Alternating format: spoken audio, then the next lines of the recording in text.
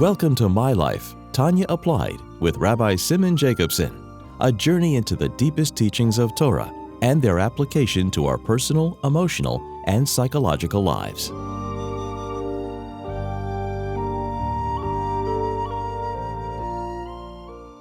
A good Woche, a good week. We continue our journey in the life-changing Sefer HaTanya. This program is made possible by Rena Lights LLC, and it is in honor and memory of Rav Yosef Halevi Weinberg, Olav Hashalom, and Rav Moshe Pinchas HaKohen Katz, Olav Hashalom. It's also in memory and honor of Rav Yael Khan, the great Mashpia, my Mashpia of so many, teaching us Chassidus. And it's also in schus and in honor and merit of Rab Zev Yecheskel and Risha Katz La'edich Yomim V'Shanim Tevis for many healthy years. So we're coming to the conclusion of chapter 2 in Tanya, and in this fascinating and comprehensive dissection of the anatomy of what a neshama, what a soul is, the divine soul, namely, the Alter Rebbe explained it to us, all the levels, because we see there are distinctions between souls, and yet they're all rooted in the same Father, so to speak, Av Echad L'Kolon, a God. Vonim Atem L'Hashem Elokeichem, does not distinguish one child from another, because we all come from the, like in the Moshel, in the example, Tipas Moyach Ha'av, from the very essence of the Father's genetic code. So too Beruchnius Mamish, the same thing. Kav Yochel, that we come from the very Chochmah law from God, the supernal wisdom of the divine, which is united with the Eibishter himself, as we learned. And yet, it branches off like a tree, all rooted in one place, but it branches off into the different levels. In addition to that, even the lowest of souls that are compared to Tziparnaim, in the example, to toenails, like neshamas that come from akvayim, from the heel of the so-called Kaima Acha Shlema, the structure, the organism of the entire Jewish people. So in addition that it all comes from the Tipas Mayachav, it all rooted from the same Father, from head to toe, a child, no matter what part of that child, all comes from the Father, the essence of the Father.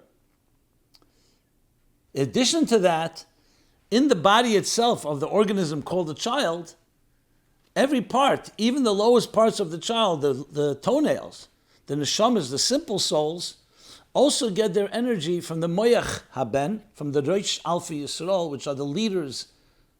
So within the child organism itself, there are leaders, there's a head, there's a body, and there are toes and toenails. So they receive their energy, which adds a whole other dimension in their connection to the leaders, who in turn are connected to the Moyach Ha'av in a more revealed way. So every neshama is covered. And that's why, as we learned last week, he explained that with that we'd understand what Chazal tell us, what the Gemara tells us, that with a person, that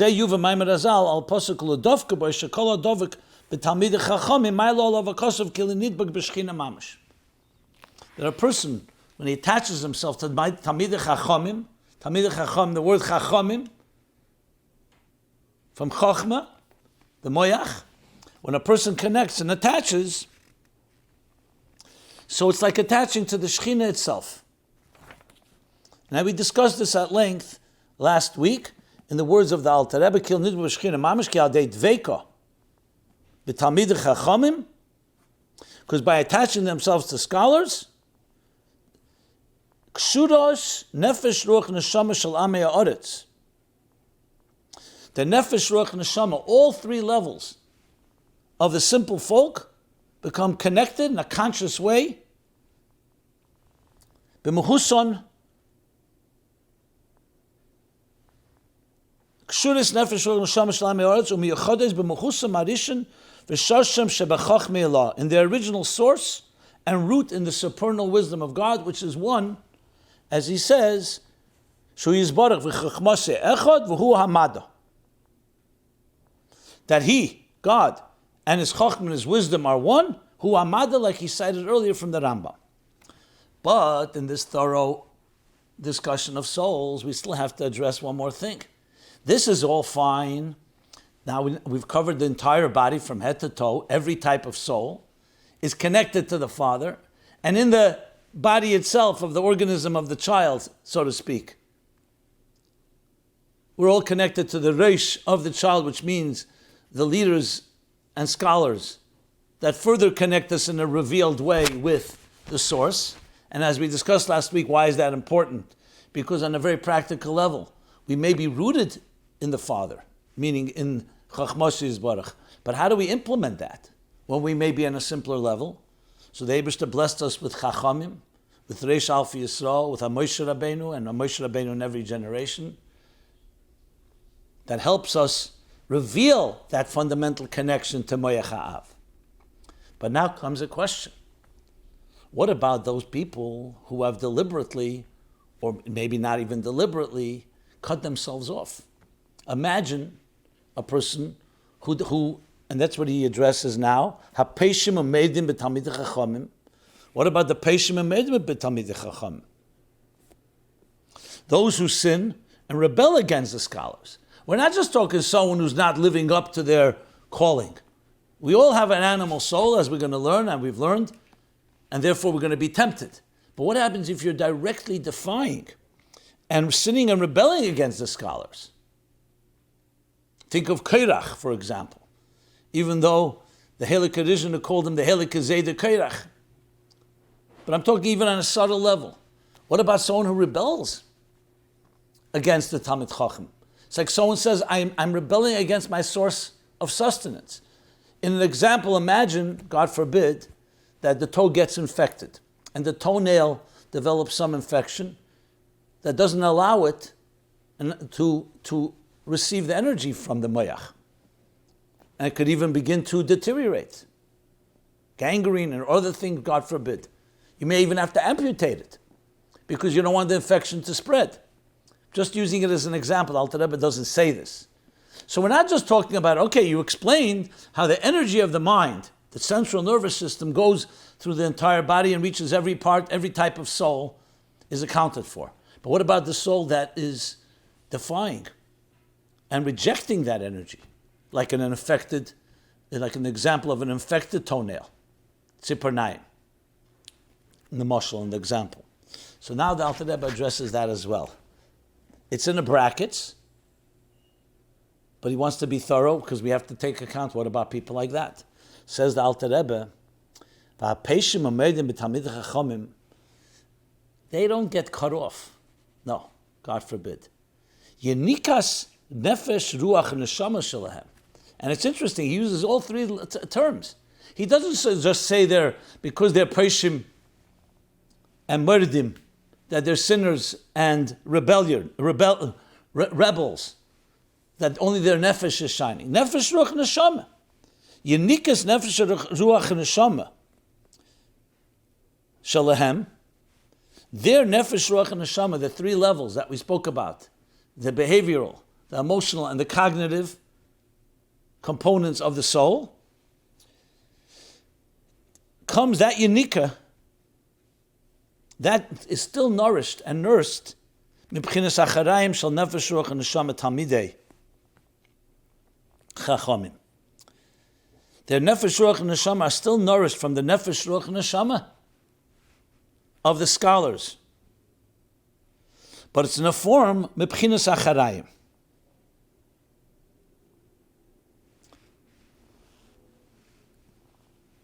So to read the full sentence, HaPeishim Umeidim B'Talmidei Chacham Yenikas Nefesh Ruach Neshama Shalom B'Bchinas Acharayim Shal Nefesh Ruach Neshama Talmidei Chachamim.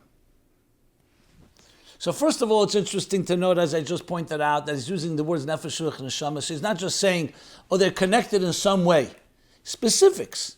Their Naran, their Nefesh Ruach Neshama, meaning their Nihi, their Chagas and Chabad, are nourished from the Nihi, Chagas and Chabad. Nihi being the behavioral or the biological aspect of the soul. Ruach is the emotional.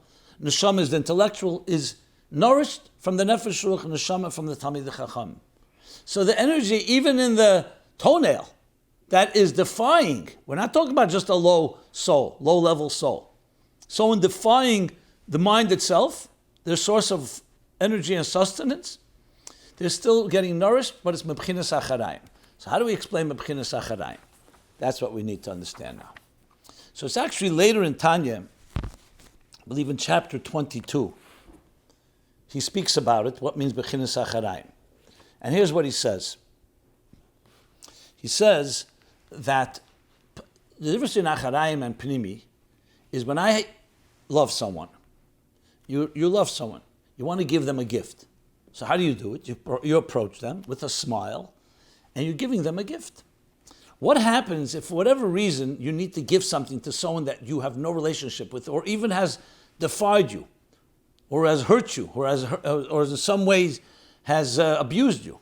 But whatever reason, you need to give them something. You're not going to go over with a smile and just give it to them. You're going to throw it over your back. That he calls as b'chinas acharayim. We're not talking about now, why aren't you forgiving them and why aren't you overlooking it? We're talking about whatever reason. In the case of Peshim and Mordim, sinners and rebels, they can't be receiving energy directly because they've cut themselves off. So in the example I gave before with the toenail has an infection. Something is there that's not allowing it to receive the energy. And it actually contradicts the energy. But as long as possible, we're not talking about a situation where it gets cut off, as I said before, amputated. As much as possible, the mind continues to give energy. It continues to pump blood and send everything it needs actually to help that toenail heal, using that example. I'm saying toenail, even though that's a mushal, not for Peshim and Merdim, for a general law, but I'm just giving an example as someone that's a low level. Because remember, Peshim and Merdim could also be a high level soul. But the bottom line is that the mind, and the same thing in the nimshal and the moral, the leader continues to draw energy from its source, from the Av, from godliness, from Chochmei law, going through the Chochmah and the mind of the child, going all the way to every part of the body, even those that are rebelling.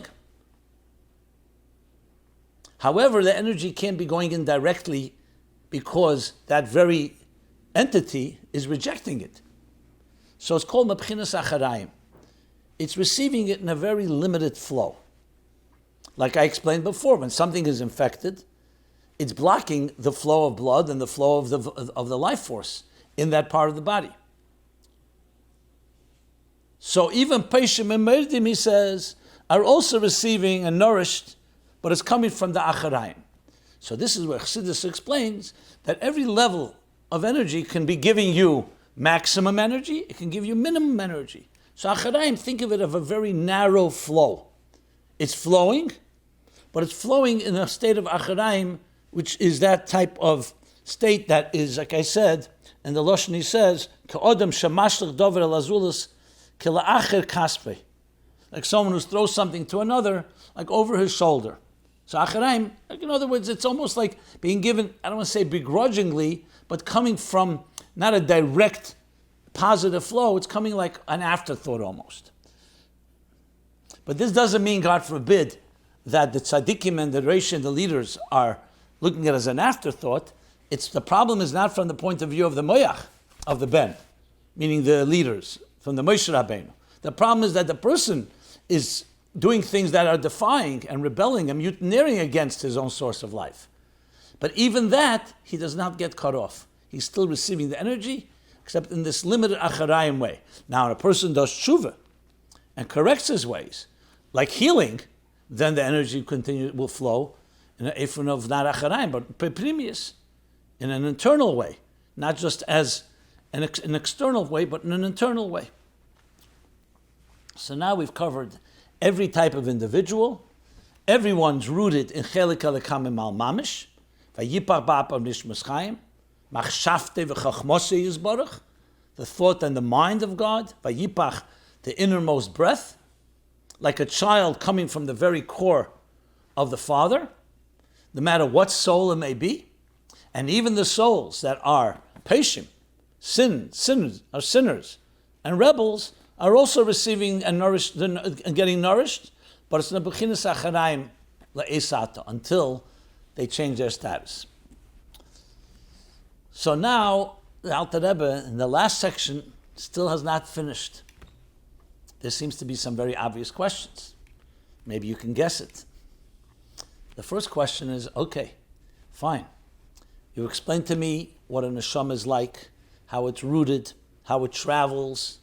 The whole Seder Ishtalshalos, the Ratzilas Bri Yitzir Asiyah, which was compared to the mother's womb, and still remains always rooted and connected to its source. The Tipa Me'ach Av. In the Nimshal, Chachmoseh Machshavti v'Chachmoseh Yisbarach, which is one with the divine. We learned in the Haggah, all good. And this reaches every type of soul. The lowest souls, and even those that rebel against their very source of the Moyach Haben, the Reisha Alfi Yisrael, the Meishim Peishim Amerdim be Tamid Chachamim, instead of the Dovka Boy, Shekol Adovik B'Talmid Chacham, then instead of that dveikus of attachment, they're actually detaching or trying to detach themselves. Even they received energy in a form from Acharayim. But there's another factor. The Gemara says that there are three partners in the birth of a child. Hashem is Taka the Neshama. That's covered. But the parents also play a role here. That's how God wanted it. The Eibishter could have sent a Neshama down and put it into a body, and that's how we're born and that's how we grow. But he didn't do it that way. In a sacred union of marriage, husband and wife, father and mother, or potential father and mother come together. They become like one, and they contribute and bring a child into this life.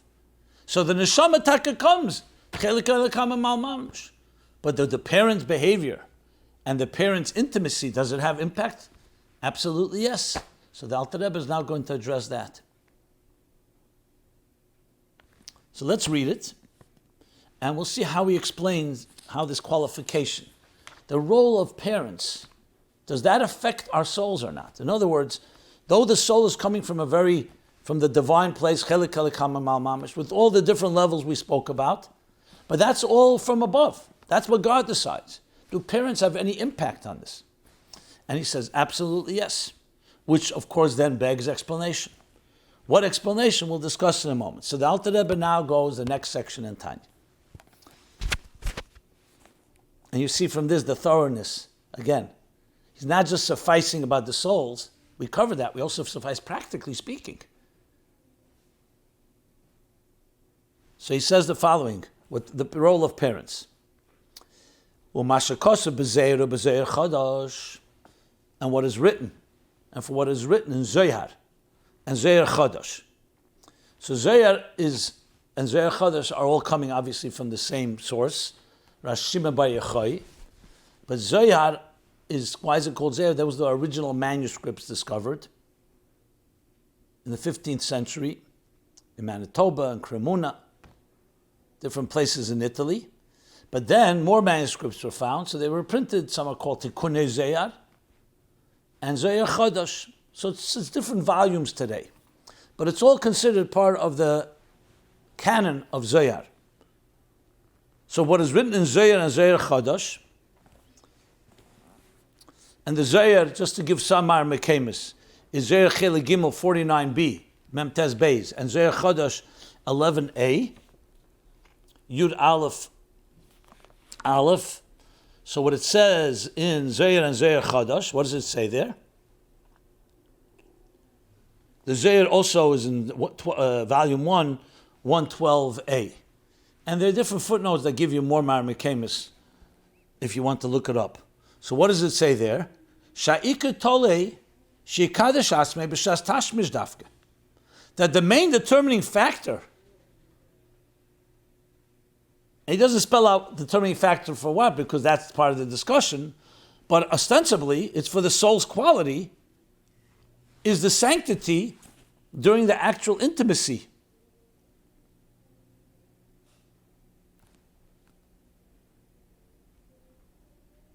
Mashenkin b'nei amei haaretz, says the Alter Rebbe, chulu.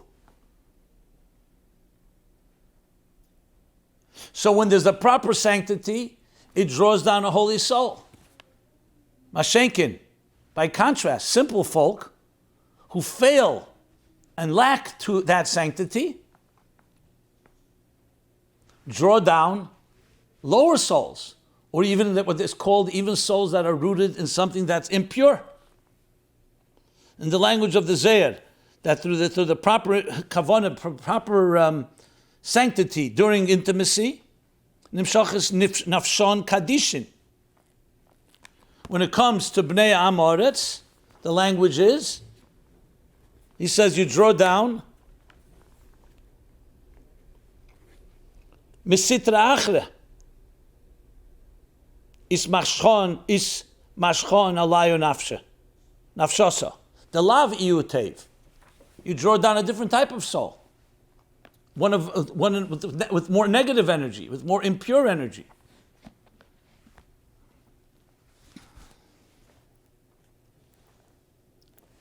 So this, ostensibly, the way we understand it, seems like a question. Just told me that all the neshamas and all the souls are rooted in chelik elikam mal mamash, and in moyach ha'av. What we're talking about in God's chachmosei, in machshavtei, and even the lower souls are all rooted there, though they go through a whole ishtalshlus. So the fact that they evolve and they develop and there are different levels of souls does not negate the fact, because they're all rooted, then this all comes from above. This is how God created souls. The second nefesh hashenis b'Yisrael, the second soul in Israel, is a chelik elikam emal mamish. But now we hear straight the Zohar and the Zohar Chadash say it's all dependent on, says sha'ikar tali, that the main determining factor, call it ikar, not all. The ikar, main determining factor, is not that. There's another factor involved. The neshama can be coming chelik elikam mamish, but how the parents conduct themselves and the way they sanctify themselves during intimacy affects this neshama. That's the ostensible way of reading this. However, the Rebbe, in his Hagos, in his comments on Tanya, says that he does not believe, he says, Lo nidali klal klal, that's his language. I don't believe that, I don't feel, doesn't seem to me that that's the pshat here. This question, even though the question is a legitimate one, seemingly, but the Rebbe says something more. That the fact that he doesn't quote, could that be the case, says the Rebbe, that Alter Rebbe should have said, Mashakosa b'zeir chodosh, that by neshamas of Amei Oretz, simple folk, who do not sanctify selves, they draw down a soul that is from the world of Tuma, a more impure soul, or a lower soul, seemingly contradicts what we said before, that they're all rooted in chelik elikam and mal mamish, and it's not dependent on parents. That would be the question. But that's all hinted to only in Chulu. The Alter Rebbe is talking much more. He's talking about in general, he's bringing the concept of sanctity during intimacy. Even when you're talking about people who are sanctifying properly. So the Rebbe feels and explains that the Alter Rebbe is addressing something furthermore, more than just that question. That he's coming to establish that even the level of the soul, as it comes into the body and impacted by the sanctity of the parents, it still retains its divine nature, and that never is compromised.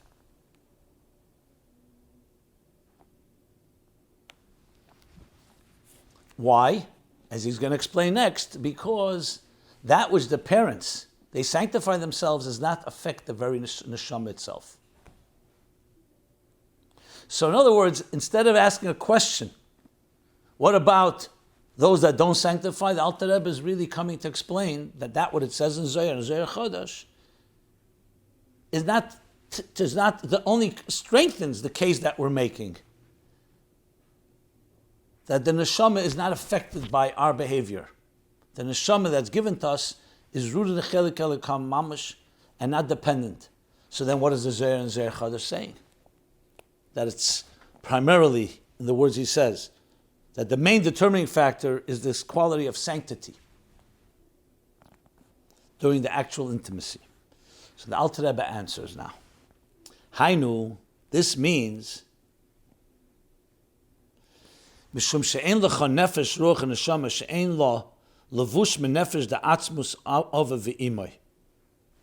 He's introducing now, let's first translate. This is because every nefesh, ruach, and neshama, remember we already introduced those terms earlier, that not just neshama, nefesh, ruach, and neshama, without exception, possesses a garment derived essentially from his father and mother's nefesh. So he's introducing now the concept of a levush. Till now, we spoke about the soul itself, with all the levels of the soul, all the branches, and even the poishim and mordim. But there's another thing that's called a levush. So we need to explain, what is this levush? So let's first explain the word levush. Your body is made up of many limbs and organs. When you put on a garment, the garment is not part of who you essentially are. The garment is either to protect you or to cover you up. And even when you dress the garment still doesn't become the essential who you are. And yet, it's a necessary component in life. Like we're going to learn later about the levushim of machshava dibra maaseh. You could have all your faculties intact, but we need three forms of expression. Thought, speech, and action are like lifeless garments. They're like garments hanging in the closet. But without them, you don't have expression. So when you take your mind and you dress it in the garment called thought, you're thinking to yourself. The garment called speech, you're speaking to someone else. Maaseh is the action, the third garment. So now the garment comes alive, but it's because you put a body inside the garment. It's the ideas or the feelings you're expressing in your thought, speech, or action. So on one hand, levush is not part of the essence of who you are. On the other hand, in this material world, we need forms of expression. Think of it like an idea that needs letters to express itself. So when a person puts on a garment, on one hand, the garment conceals who's inside the garment. On the other hand, the garment reveals. If you're, let's say, a wealthy person, a king is wearing levush malchus, levush malchus, garments, kingly garments. A pauper wears pauper's garments. But of course, a king can dress himself in pauper's garments, and a pauper can dress himself in kingly garments. So the Alter Rebbe is introducing that in addition to the idea of a very soul, there's also the levush. And that's where the effect of the parents and their intimacy and their sanctity comes into play. So both like the parents also have their genes. We spoke before about how in the mashal, the child comes from the very essence of the parent. But that was a mashal. Now he's actually talking about the actual parents. They also add something. So what is the personality of a child that comes to two parents? How does that play itself in contrast to the very soul that comes from above? That's a chelik elokam mamish. So here we talk about the levushim. The levushim shape and direct how that soul will express itself in this world. And continued explanation we will continue in the coming shir. But it's going to introduce a whole fascinating way of understanding ourselves in context of who you are in essence and your garments. And here they're more than just garments you take on and off. These are the garments that your parents provide you that will be the way that will channel your soul in this world. Please go to TanyaApplied.com to listen to all previous programs, as well as submit any question you may be interested in. Everyone be well. Good davach. This has been My Life, Tanya Applied with Rabbi Simon Jacobson. Please join us again next week. Visit ChasidusApplied.com for archived classes and more resources.